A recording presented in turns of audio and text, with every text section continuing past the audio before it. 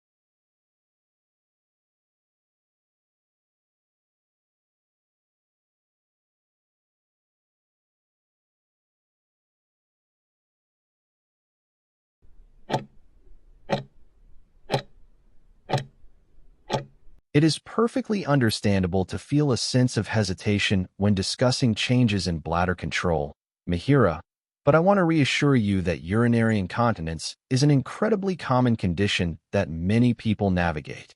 While it can feel overwhelming, it is important to remember that this is a manageable health issue and certainly not something that should hinder your personal life or social activities. Modern medicine offers several effective strategies to help you regain control and confidence. One of the most successful starting points involves pelvic floor muscle exercises, often called Kegels, which strengthen the muscles supporting the bladder to prevent leaks. Additionally, bladder training can be highly beneficial, as it involves gradually teaching your body to increase the amount of time between trips to the bathroom. In some cases, specific medications can also be prescribed to help relax the bladder or improve its capacity. By combining these approaches, we can create a tailored plan that fits your lifestyle. Please know that you are not alone in this, and with a little patience and the right treatment, you can continue to enjoy your daily routine without worry.